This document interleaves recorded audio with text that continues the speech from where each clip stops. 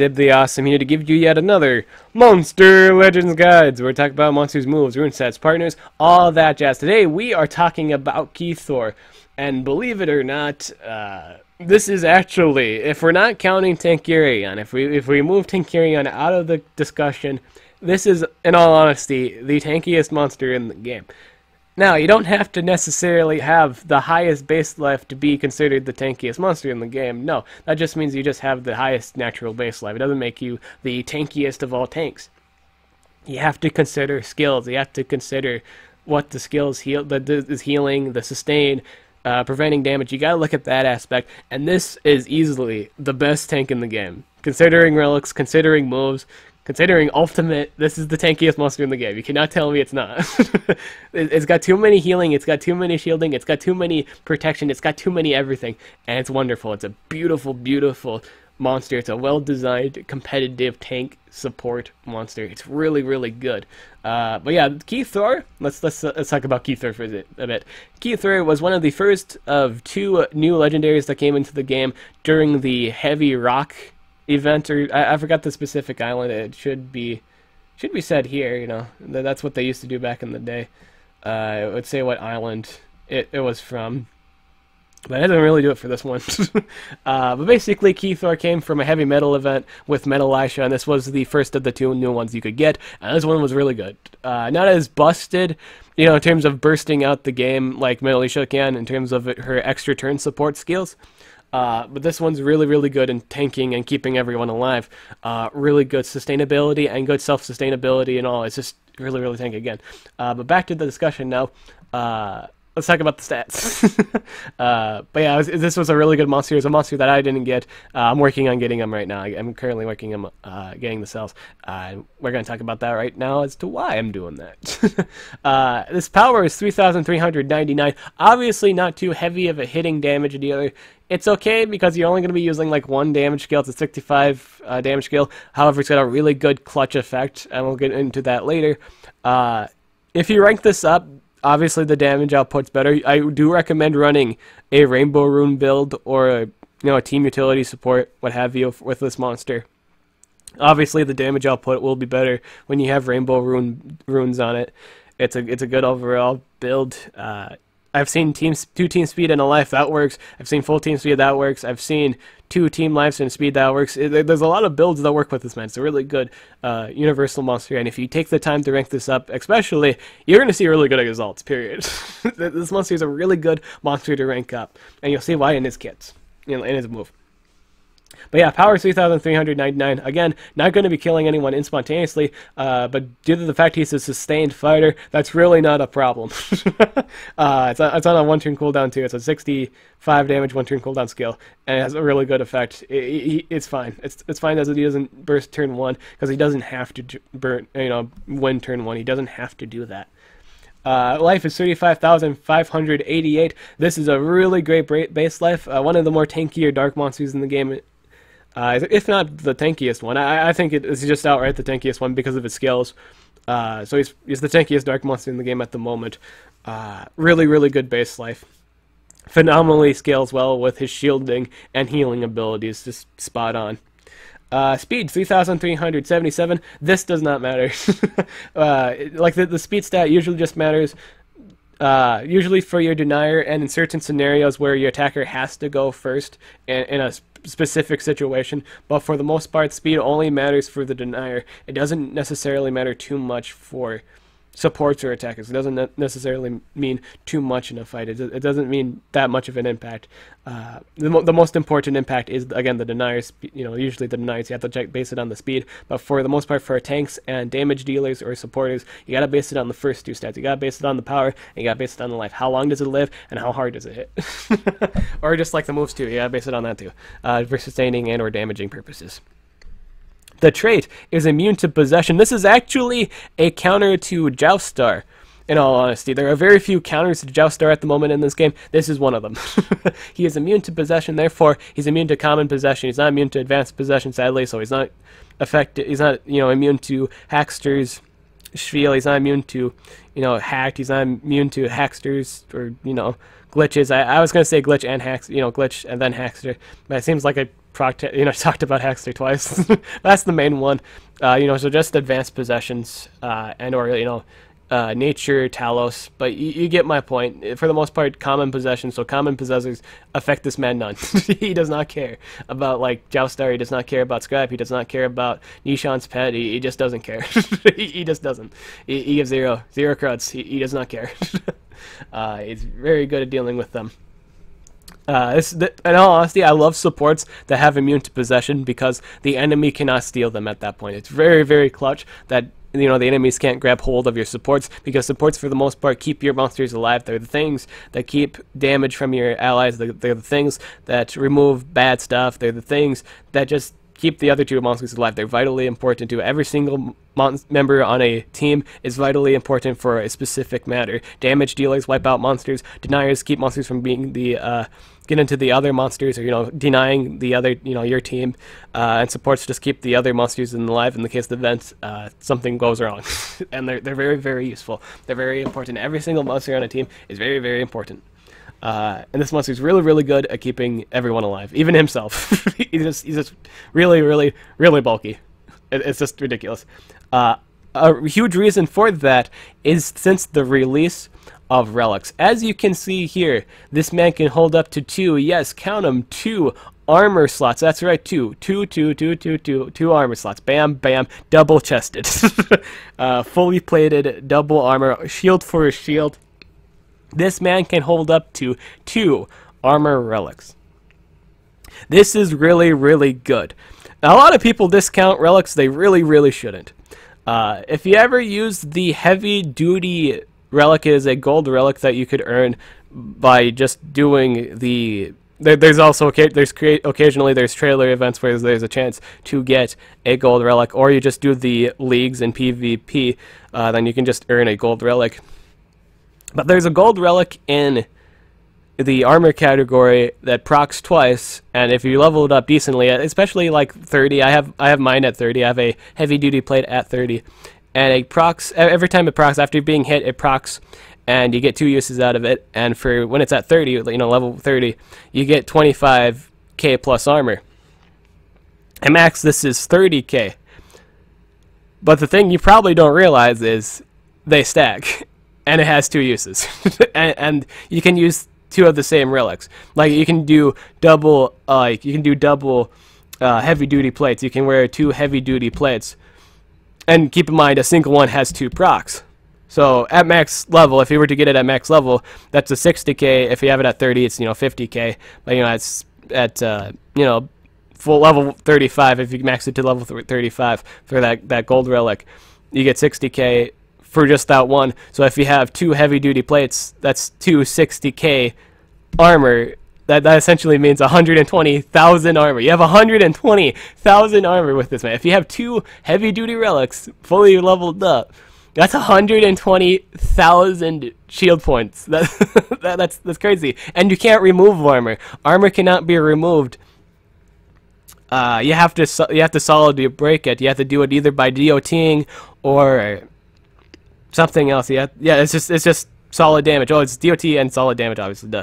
You can't not remove it with the remove positive effects skills. You cannot do that. You have to break the armor. You have to physically break it and or DOT it down. This is really DOTing it is really hard to do specifically for this monster because he has skills that can remove negative effects. You can't really DOT him, at least right away. Right away in the beginning of the game, you can't really DOT him down. It's just not possible. If it's a really well taken care of Keithor, it's going to be a really hard monster to remove from the field. He's just going to be there. He's going to be there to bother you. It's a really good tank. This is one of the reasons why he's one of the best tank in the game at the moment, not counting the Tankarion, who can be immune to all, negative effects. You have to solidly kill him. In terms of sustain, in terms of tanking, in terms of moves, relics, all that jazz, this is the tankiest monster in the game. It just is. If you don't believe me yet, check out his ultimate here. Jamming on the ceiling. Applies full 100% shield to all allies, heals all allies by 100%. So even if you've beaten every single monster, if you broke down his shields, if you broke down his armor, got every single one to the brink of their life, every single member on the Keithor's team to the inch of their life left, if they're just going by an inch here, if this guy ults, they get all their life back and they get 100% shields. That's dumb. That's really, really good. So even if you have this, like you have this totally under control, this guy could turn the tables. He can flip the table over, give everyone protection, and give everyone their life back, give them full life and a full 100% life shield. It's just a really good ultimate. It's a good sustaining ultimate. It's an AoE basis. It keeps him alive. It keeps everyone alive. It's just really, really, really tanky. It's a good utility skill. Now, a lot of people would probably want this to be an AoE deny. I still think this is better because in a lot of cases, usually like with ultimates, it's usually a single deny. Unless say you're fighting in a situation where that ultimate deny is not relevant. This is the next best thing. This protects people. This is really, really good. We're going to talk about one skill in skill groups, one that's really, really, really relevant, and that is the Pretender. It heals itself by 20%, applies taunt to itself. Now, me personally, I'm not too much of a fan on taunt, but people that would like tanks to have taunt, here's your taunt. This is an option if you do want a taunt skill. This is the skill you run. This is his only taunt skill as far as I'm concerned. While the second effect isn't too good, it still applies taunt. It's what you want to use for. And I think he can take advantage of it, in all honesty, because of his 2 relic slots here, because of the armor. Whenever you get hit, essentially, these 2 will proc. You'll get, if you max those relics out right away, if you max out both heavy-duty relics, if you do get 2 heavy-duty relics, you rank them up to, fully rank, or, 30 is like 25. You get essentially... Well, I'm just going to start from the 30 to 35 level. You essentially get a 50 to 60k shield proc instantly, and then you still have another 60k shield, protection waiting when you get hit again. Again, those proc whenever you get hit, and essentially that's 120, 120, armor, 120,000 armor.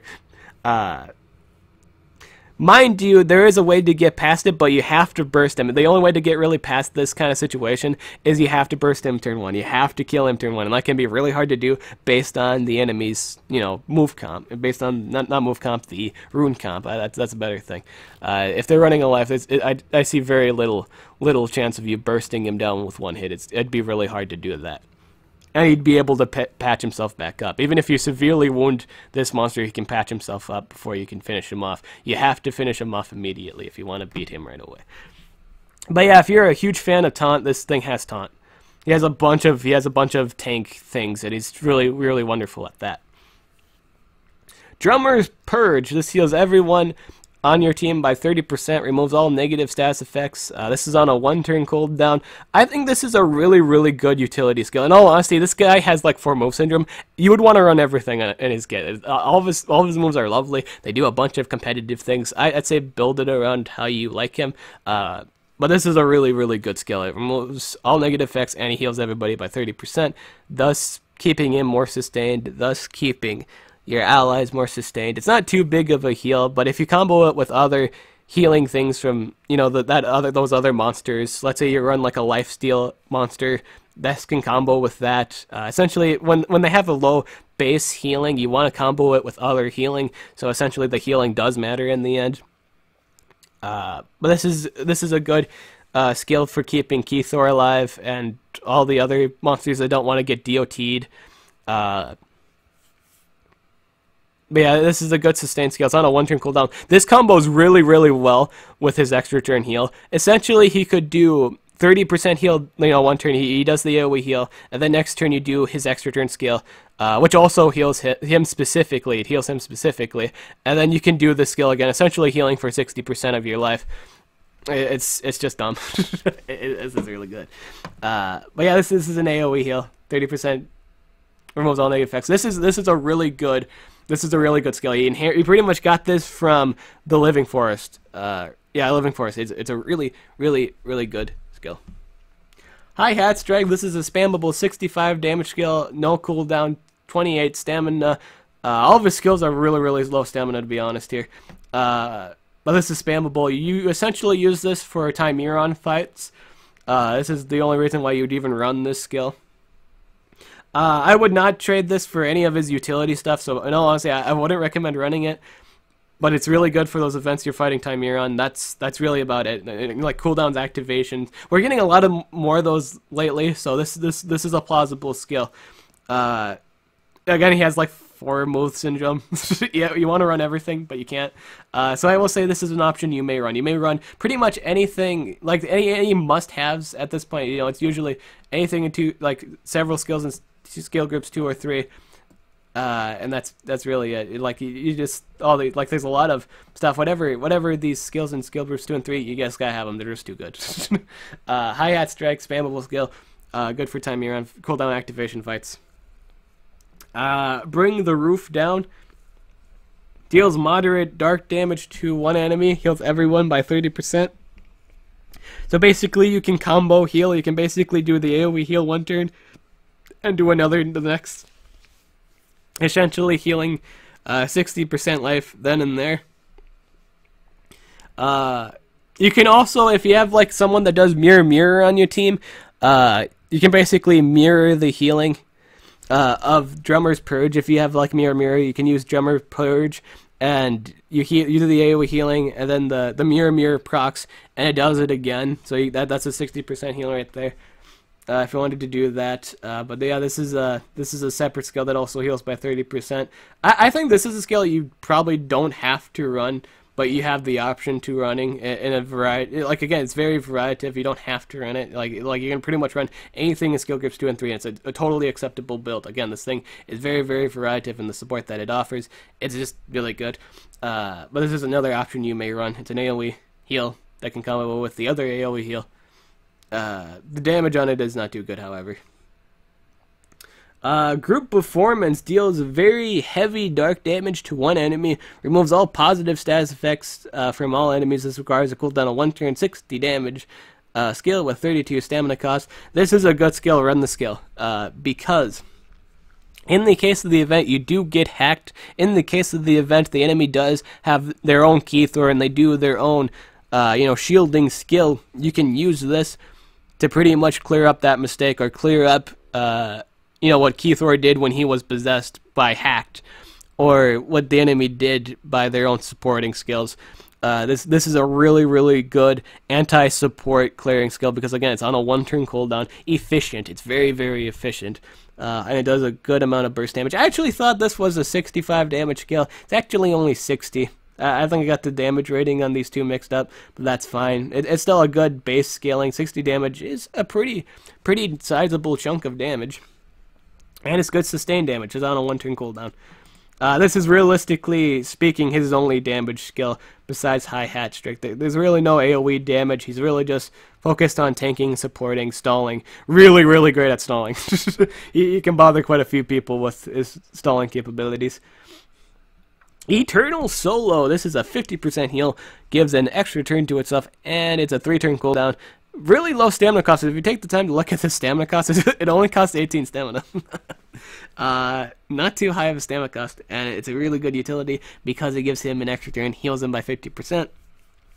So if the enemy is on a time crunch, if they're very close to actually killing him after going through the mounds of armor that you put him on, they actually managed to break through the 128,000 armor.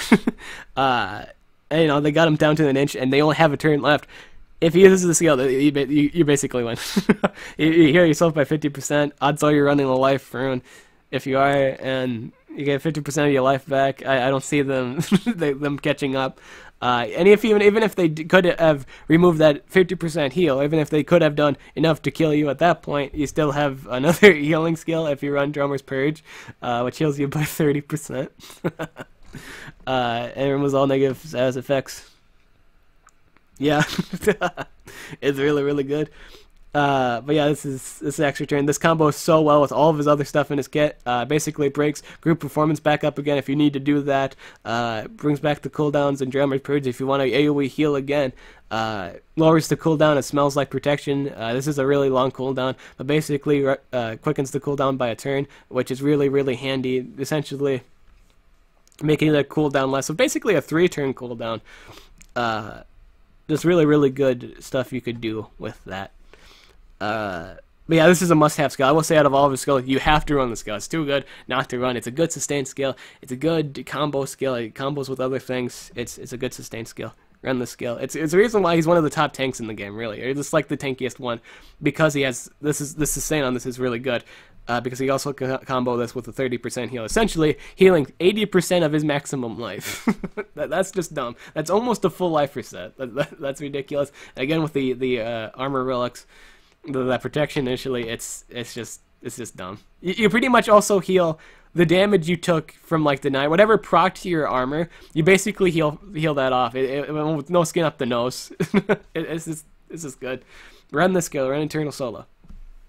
Smells like protection. Applies 100% shield to all allies. Requires a cooldown of 4 turns.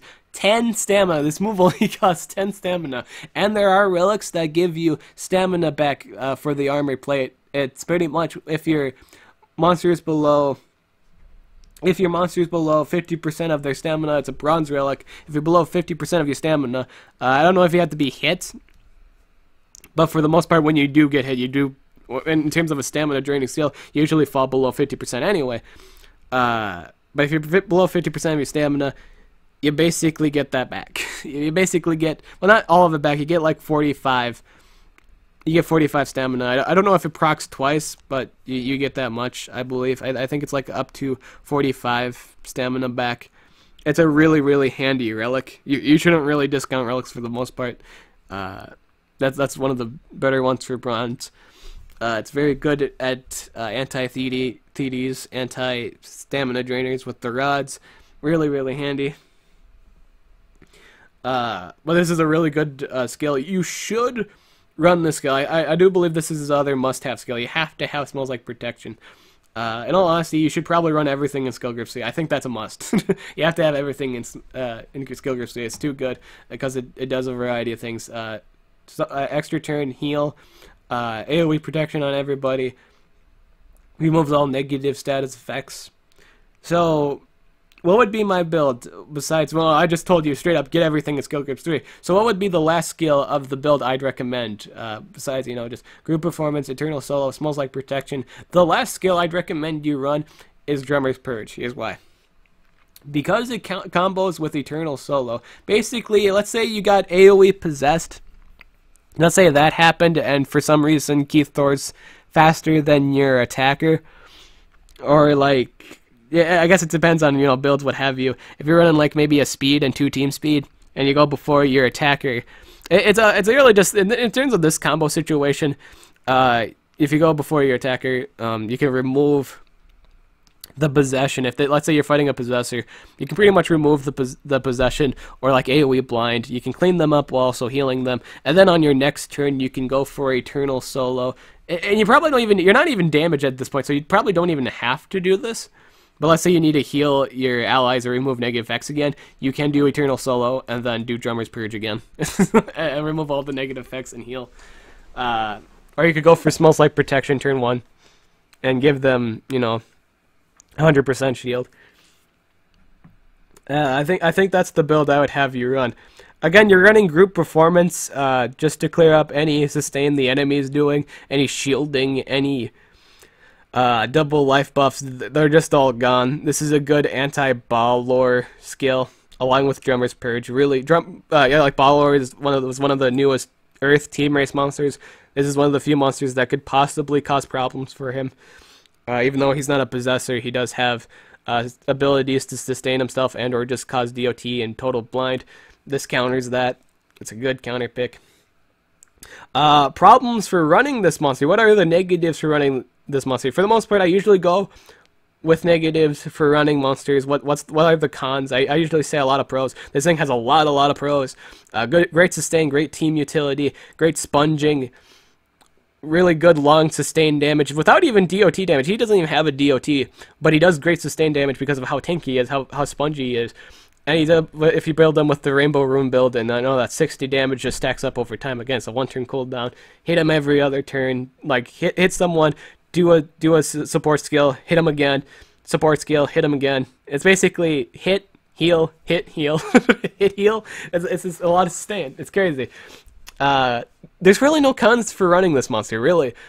I really don't think there is any, besides the fact he's not going to go before the enemy support, and so situationally speaking, that could be a variety of light supports, such as, well, L-Canine can be a team speed holder, it can be. A lot of people would run him, full speed, mind you. But there's also the new light extra turn monster, Rosigon, which removes all negative effects from their monster. Even though he doesn't do any, negative effects to begin with, he still has an extra turn skill. Words. He can also remove the 100% shield. Another, I guess you could say, a very, very small problem, not too big of a deal, is that the shield is a 4-turn cooldown. It really has a high protection cooldown, so he won't have a shield for the longest of time. So he can't protect his allies for a while if this gets taken away. Like this is normally the shield lasts for 2 turns, so by the time the shield ends, essentially, this should have like 2 turn cooldown remaining of it. So you could say that's a con for running him. Like you could be fighting supports that can remove this shield, so thus the shield can't be. It's not going to be too sustaining on the other 2 monsters, though he himself is fine. Whatever you do, in all honesty, if you remove this, smells like protection, he still has the armor plates. He himself is fine. He's not going to be bothered for a really, really, really long time. He really doesn't care. Like, he's not going to care for a while. Like, period. Very, very, very tanky monster. Very, very spongy. Like, he can sponge a lot of damage. He sponges everything. It just doesn't care. That's a con. Really high cooldown on his shield. Low base speed, meaning like if you're to run team speed, the enemy's team speed holder would probably go first if they're given the ranks are the same, because his speed in general isn't too high. 3,377. He doesn't do any bursting. I guess that's a thing. He doesn't do any bursting. Again, I don't think that's really his job. But it's whatever. I guess that's a complaint you could say. He doesn't do any burst damage. He has no DOT. A lot of dark monsters are known for their burst and DOT. This guy does no bursting. He's just full on protecting and healing. So I will say straight up bursters. If you're in terms of, we're just kind of talking about counters at this point. Bursty dark monsters can genuinely kill the other 2 monsters on Keithor's team, but they will have quite a time dealing with Keithor himself. Like, Keithor's a rock. It's not gonna go down for a while. If you take out the other 2 monsters, you have less to deal on your plate.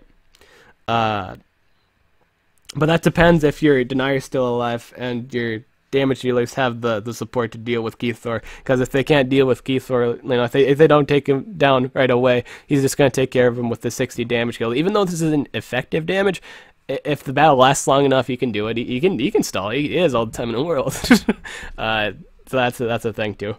So bursters, anything that's not really, I'd say freezers. I think freezers give this man a problem. If you run freezers, like any water monster, really.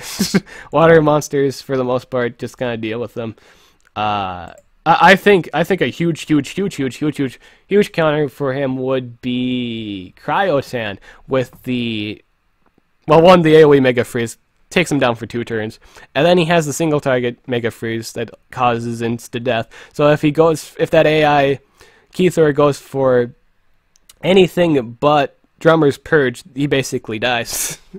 Because this is the only one that removes negative effects. This is his only skill that removes negative effects. It removes anything bad from him. So if he doesn't do this, you essentially kill Keithor. So Karatan's a huge counter for him. Kihaku can freeze him. He's got the double. He's got the possession and the freeze. But in all honesty, freezers and I want to say, I don't really want to say stamina drainers. I'd say cooldowns activation kind of just takes away his, takes away that 50% heal for a while, and the smells like protection. So really, he only has group performance and the 1-turn cooldown heal. For the most part, you really just want to stick with freezers. You don't really want to resort to cooldowns activations because his utility, in terms of his utility, both of these are on 1-turn cooldowns. So he doesn't really care too much because he'll either remove positive effects or he'll heal up some damage while also removing the things you've done to his allies. He has those options. So I'd say freezer. Stick with freezing monsters and bursters for the most part. You gotta stick with those things. It's just the best way to deal with him possible. And you do want that. You do want this. You really want the best control. You want the best damage to deal with this, because this is the best tank in the game. You gotta be able to control this thing, or he'll control you at some point. All right? Like he's not in terms of the sense of denying, but in the sense of he's just gonna protect his whole team. That's basically what he wants to do. This man's very, very protective of his team.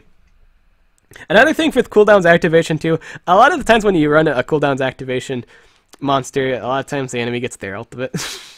Which situationally, if this guy gets his, he's just going to protect his allies. Not good for you. Rune builds, let's talk about rune builds real quick.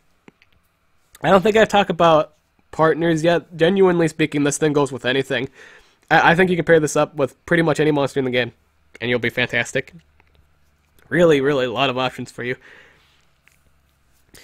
Now, monsters real quick. Well, runes real quick. Genuinely speaking, you can run the Rainbow Rune build, Strength, Life, Speed. I've said that in the beginning of the video. You can run Team Life, 2 Team Life specifically, and a Speed.